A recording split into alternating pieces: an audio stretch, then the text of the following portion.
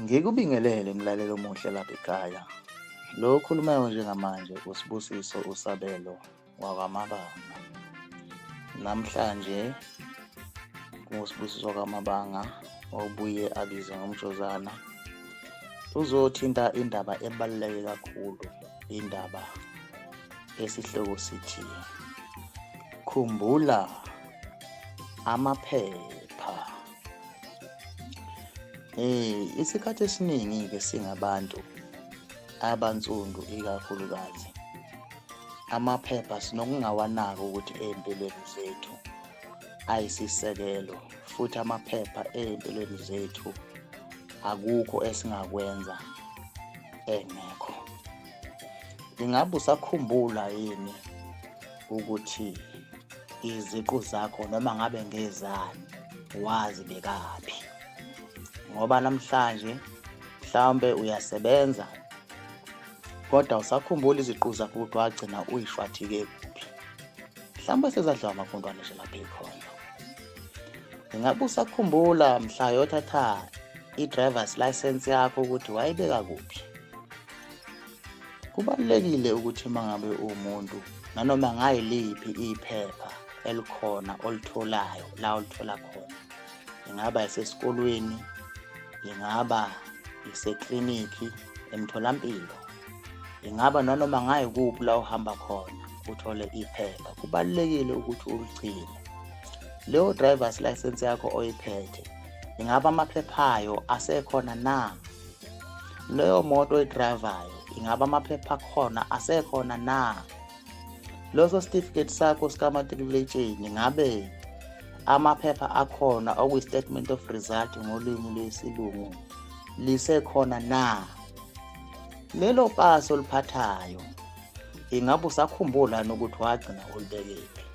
Kubalulekile bafowethu nodadewethu, nani bazali, nani bashana, nani ingane, nani madodakazi, nani nonke emlaleleni meseji lena ekusithenini zonke izinto engamaphepha enu nizikhumbule ukuthi nayibekaphi. Ingabe nawe umuntu omncane ofunda isikole osese-primary level noma use-high school level usakhumbula ukuthi i-report lakho likuphi la ulibeke khona? Ingabe usakhumbula ukuthi njengoba kade kugcina nje ukuvalwa iy'kole la enanikade nibhale khona nigcina nanigcina nifunda ngani? Usuke waphenqa amaphepha mfundo ekhaya noma uhleli uyidika ngama-DS, uyitika ngebhola, uyitika ngomculo, ubusuke wa-check amaphepha akho? Khumbula amaphepha. Nani bazali emakhaya ngabantu abashadileyo, ingaba amaphepha enu asekhona asabhaleke kahle? Ingabe senike nalenza ucwaningo esekuthinini nithi ungene ezinkundleni zokuxhumana phecelezi ama-website akhuluma ngoku-check-a amaphepha enu ukuthi asesemthethweni? Akwekho abantu asebethathe amaphepha enu ngomgunyathi? Uma ngabe kukhona iy'hlobo zenu esezanishiya, ingaba amaphepha akhona achazayo ukuthi sebanishiya emhlabeni asekhona? Abanye babazali bey'ngane bashiya iy'ngane zabo besebenzele amafa bese kuficala ukuthi abasele bethathe iy'ncwadi zey'ngane, amafa ey'ngane agcine ngabe sadliwa iy'ngane kodwa adliwe zibhelekeqe. Ingabe lamaphepha endlu yakini owakade ewashiyile umzali wakho, dadewethu nawe mfowethu, asekhona? Ingabe uyazi ukuthi wawabeka kuphi lawo maphepha lawo? Hayi bo, ngiyakukhumbuza ngomjozana ngithi kuwe, awuhambe ucinge lapho awukade ubeke khona amaphepha. Isikhathi esiningi-ke singabantu siyasikhohlwa ukuthi kunephepha lokuqala elihlanganise amaphepha amaningi kwaze kwagcina kuba yincwadi, lokhu esithi phecelezi incwadi engcwele. Angimangali abantu abaningi abamnyama ubafica bengenalo iBhayibheli ekhaya. Kubalulekile nje ukuthi uma ngabe uwumuntu ube neBhayibheli, ngoba yonke impilo esiyiphilayo isekeliwe eBhayibhelini. Ingabe wakwalithenga iBhayibheli ngemali yakho noma yakuthi uma ulifica lilapha likhona ulibuka ungalifundi? Ingabe yiphi nje incwadi oyikhumbulayo eseBhayibhelini? Ingabe yiphi incwadi engathi masikubuza yona ukube buhlungweni sithi awusitshele yona eseBhayibhelini ukusitshela ukuthi isuka la igcina lana? Hayi bo, khumbula amaphepha. Abanye bethu bangabafundi bafundile ey'khungweni, bafundile ema-high school, bafunde ema-primary. Kodwa ungathi uma umbuza ukuthi ingabe ikhona incwadi yakhe akakayibeka engamkhumbuza uthisha wakhe ayekade eyifunde esemncane, ikhona na? Athi nje nansi incwadi mina engakhula ngiyifunda nengiyaziyo. Sikhula sizingane bekukhona incwadi ye-mathematics obekuthiwa i-classroom. Ingabe i-classroom yakho yashonaphi? Usayikhumbula? Khumbula amaphepha. Abanye bethu baphethe iy'khundla emphakathini, bayizinduna, abanye bangamakhosi.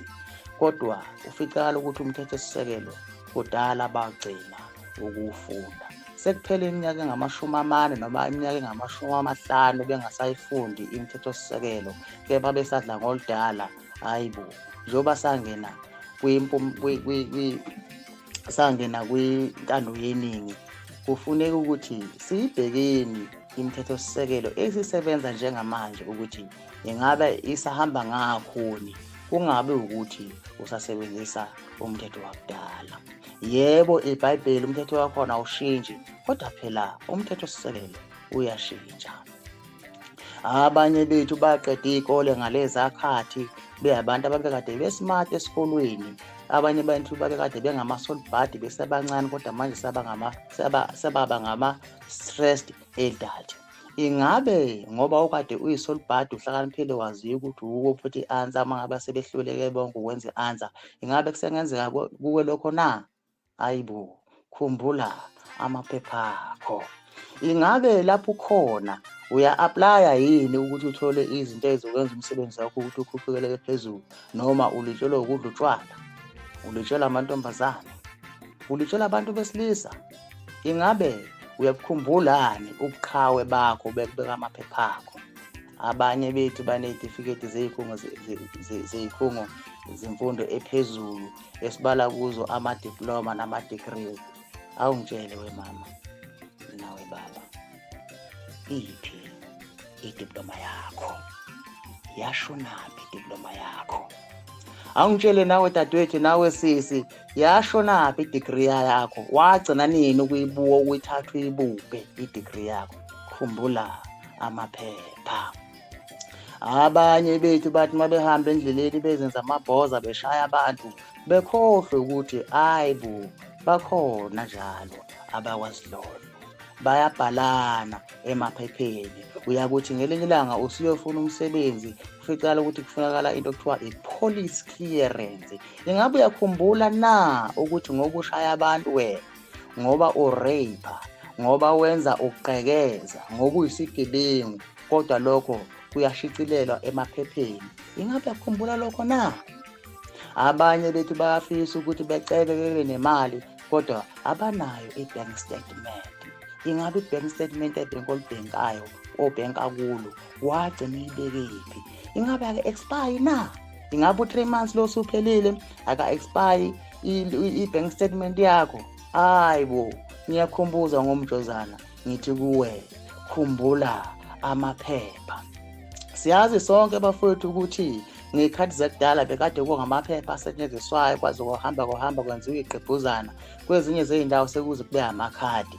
Kuyimanje ngiyabuza kuwe mfowethu, nawe mntana omncane, ngisho nanoma ngawubani lapho khona, ngisho nawe ukhulelwe, ikakhulukazi abakhulelwe, ngiyazi ukuthi amakhadi abaseklinikhi ahlale esezandleni zabo. Kodwa wena muntu wesilisa okhulelisile, ingabe unalo na ikhadi laseklinikhi, ikhadi lasemtholampilo? Namhlanje kunesifo sobhubhane, i-coronavirus, ingabe usawakhumbula amaphepha akho? Khumbula amaphepha njalo, usho njalo umjozana uwe namhlanje. Abanye bethu banezindlu, kodwa manje bayigcina ibiza bona, kodwa bazi ukuthi hayi bo, lezi zinto zabo ayisabizi bona, sezabi uyochecka amatatela akho. Wagcina nini ukungena nje lapho kwenziwa khona amatatela, ukucheck-e nje ukuthi mina hayi ngisenawo amatatela. Akasakhumbula ubheka, akasakhumbuli. Hey, okay, awathi akaqhubeka umfoka amabanga. Ingabe izithakazelo zakini lezohlala uyibuza ngazo uyayazi imvelaphi yazo? Khumbula amaphepha. Abanye bethu baney'moto ngoba ngeke ngachaza ngaphambilini, abanye bethu banezinto abay'thengayo kubalwa kuwo amafoni. Mhla kulahlekile ethi mese ethi uyahamba uyalandelela ukuthi akwazi ukuthi athole into yakhe kabusha, kuficakala ukuthi alisekho ithikithi lela akade ethenge ngalo phecelezi isiliphu. Wasigcina nini isiliphu sefoni yakho? Awungikhumbuze. Apha amaphepha akhona. Abanye bawonesi, abanye bawothisha, abanye babameli, kodwa abanawo ama-portfolio. Wayibekaphi i-portfolio yakho thisha? Wayibekaphi irosta yakho? Nawe mmeli, yonke imiqingo ehambelana nemithetho esebenza esikhathini namhlanje ugcine nini ukuyibuka? Hayi bo, awukhumbule ukuyobuka amaphepha akho. Abanye besebancane babekade beney'thombe zazikade benzela imincintiswano emihle ukuthi ngelinye ilanga kubonakala ukuthi amaphepha abo abalulekile, beze beshuthwe iy'thombe faka emaphepheni ukuthi abasize empilweni zabo uma sebebadala, kodwa lezo thombe lezo bay'dicilela phansi. Wayigcina nini i-album yakho wemfowethu nawe dadewethu, nawe ndodakazi? Uyayigcina i-album yakho? Uyayigcina ney'thombe zakho? Hayi bo, ngithi khumbulani amaphepha njalo.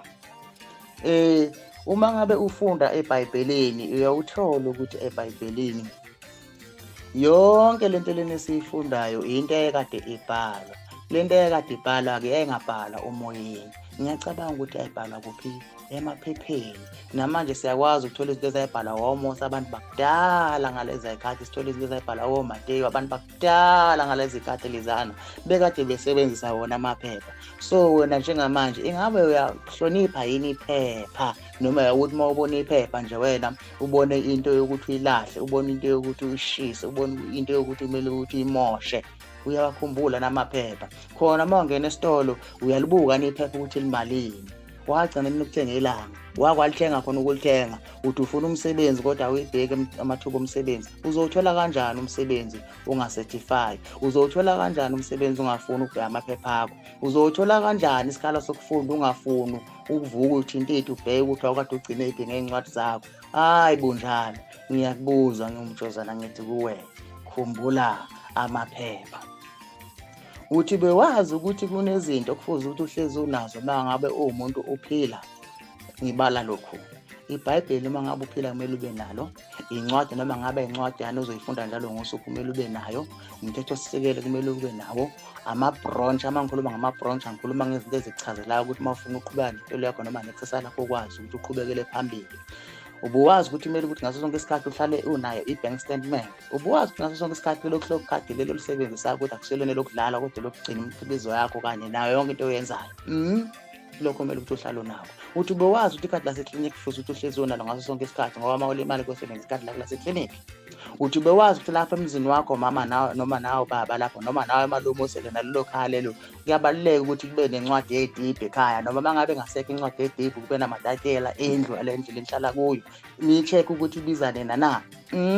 Uthi ubewazi ukuthi ithikithi leli olithenga bese uyalithola kumele ukuthi uligcine, kodwa akuwona wonke amathikithi okumele ukuthi uwagcine, ikakhulukazi amathikithi akhuluma ngento ey'balulekile njengey'moto namafoni nazo zonke izinto ey'nkulu, amafriji, kumele ukuthi ukugcine lokho ngoba ngelinye ilanga into yakho iyobhloka ibe nenkinga bese fica ukuthi liyafunakala lelo phepha lelo. So ake ngigcine niyiliphi webafowethu nodadewethu. Uthi bewazi ukuthi kumele ukuthi ube ne-album yakho ohlezi unayo ukuthi uma kukhulunywa ngesithombe wakade usishuthe ngo-2009 kuficakala ukuthi isithombe sakho sisekhona. Ingabe unaso isithombe semncane? Abantu abaningi uma ungene ey'nkundleni zokuxhumana namhlanje uyabona bafaka iy'thombe zabo bevele bese bancane mhlawumbe ngo-2010 ngo-2001 beqhathanise nalona sebebadala esikhathini sanamhlanje u-2020. Ingabe wena wabeka amaphepha akho aney'thombe? Angihlebele mngani, wayibekaphi i-album yakho? Sukuma uhambe uyoyicima. Hayi i-album kuphela, konke nje kumele ukuthi uhambe uyokucima. Sengiphetha. Kunamagama amabili okumele ukuthi uwazi, elithi extrinsic paper nelithi intrinsic paper. U-extrinsic paper ilelo phepha nalelo phepha lelo okufuze ukuthi nanoma ngawubani engaba nalo, njengeBhayibheli. Ake sithengeni iBhayibheli bantu abakithi abamnyama, ake sifundeni iBhayibheli kuningi ungakudla esakeni eBhayibhelini. Libalulekile iBhayibheli. Ake sibe nencwadi, ake sifunde imithetho sisekelo. Uxhashazwa nje kangaka la usebenza khona ngoba umthetho sisekelo awufunde, ufuna ukufundela umthetho sisekelo. Awufunde ngani umthetho sisekelo dadewethu? Bese ngiphinde ngiqhubekela ku-intrinsic papers. Ama-intrinsic papers, igama elithi intrinsic, according to my understanding, it means something that is personal. If you talk about something that is personal, we talk about something efuna wena, hayi omunye umuntu. Awungitshele nje mngani wami, uhamba kanjani emgwaqeni unganalo iphepha lakho el-intrinsic okuyi-driver's license? Awusho uyisebenzisa kanjani i-driver's license kamngani wakho? Khumbula amaphepha. Bese kuthi sengiphetha futhi okugcina, sengiyavalana manje. Ngicela ukuthi ulalelisise kahle. Ngekhathi zakudala sasikwi-traditional, manje asisekho kwi-traditional. Sesikwi-21st century. Sesikwisikhathi lapho kusebenza khona i-4IR. Ubusuke weza nge-4IR. Khumbula amaphepha. Hamba uyongena emaphepheni ufunde kabanzi. Uhambe uyothenga iphepha ufunde kabanzi ukuthi yini i-4IR. I-4IR yemnganami ngihlebele nje-ke nawe dadewethu, nawe sisi wami, nawe bhuti wami, nawe baba, nawe mzala, nawe ndodana, nawe ndodakazi. Nganibala ngifikephi. I-4IR isho ukuthi is a fourth industrial revolution. Njengoba sekufike lento kwe-fourth industrial revolution kwi-21st century, I am telling you ukuthi i-hard copy ayisasebenzi kangako, kodwa sekusebenza i-soft copy. Yini i-hard copy? Yini i-soft copy? I-hard copy iphepha lelokwazi ukulibamba ngezandla lize likhale lithi. I-hard copy ke leyo. Bese kuthi i-soft copy ilelo phepha lelo elisuke lilapha emshinini. Mangibala umshini ngibala i-laptop, ngibala i-computer, ngibala i-tab, ngibala ifoni yakho. Ngiloku usebenza nje uWhatsApp, singayenza lento ebhalwe lapha ku-WhatsApp wakho ibe liphepha, kodwa akusiyona i-hard copy lelo phepha lelo. I-soft copy paper. Isihloko sami sengivala sithi khumbula amaphepha. Njengoba ke sikhuluma nge-soft copy ke, awujwayele ukucheck ama-messages akho, imiyalezo yakho. Awujwayele ukuthi ke ube nephepha lelo kuthiwa i-email address. Awungitshele nje mngani wami, uzoyisebenzisa kanjani indaba yo-apply? Uzowuthola kanjani umsebenzi? Uzoyidownloada kanjani i-app? Uzakuqashwa kanjani ungenayo lento kuthiwa i-email address? Ngoba kuthiwa email nje kuchaza ukuthi electronic mail. Ukuthi mail kusho ukuthi nesizulu iphepha. Njengoba ngithi kuwe khumbula amaphepha. Ngamanye amazwi, khohla mngani wami ukuthi uzothi uma ngabe ungenayo i-email esikhathini sanamhlanje ucabanga ukuthi into zakho zovelelwe ngathi isikhathi sakudala. Hayibo, shintsha mngani wami, yiba ne-email address. Sengivala. Sengizovala. Profile. Ingabe unayo iprofile yakho? Yini iprofile? Ukuthi ubani okwabani, uzalwa ubani, kanjani njani. Ingabe konke lokho kusekhanda lakho? Kuyimanje nje mangabe ngingakubuza i-ID number yakho, ngabe uyayazi? Abantu abaningi abawazi ama-ID number wabo. Ingabe uyawazi ama-phone number akho? Abantu abaningi abawazi ama-phone number abo. Ingabe uyasazi i-student card sakho mangabe ufunda e-university? Ingabe uyayazi i-reference number yakho? Ungabe uyayazi i-relation number yakho mangabe uwumculo noma ngabe uyini ngekhanda? Ungabe uyayazi na inamba yasebhenke lakho? Ingabe uyayazi na inamba ye-driver's license yakho, ikhodi yakhona ngekhanda? Ingabe leya namba lelapha kwi-certificate sakho sika-matric and uyayazi na ngekhanda? Hayi, ake winuka amakhwapha-ke mngani wami, uyihlole ukuthi emaphepheni onke amayelana nawe nosako waba nawe ukhonani osakukhumbulayo ngekhanda, ngoba lowo mqondo uNkulunkulu akuphe wona udlula ngisho imishini lesiyibuka imihla ngamalanga. Mude kakhulu umqondo. Yingakho uma ngabe uthatha i-calculator, u-calculator ezinye izinto izokutshela i-calculator ithi umqondo wami mncane, wena unomqondo omkhulu kunami mina ngoba nge-calculator nje. Isihloko-ke sanamhlanje sithi-ke khumbula amaphepha. uSibusiso uSabelwa kaMabanga odume ngomjozana, iMjozana FM lo. Ngiyazibongela kakhulu.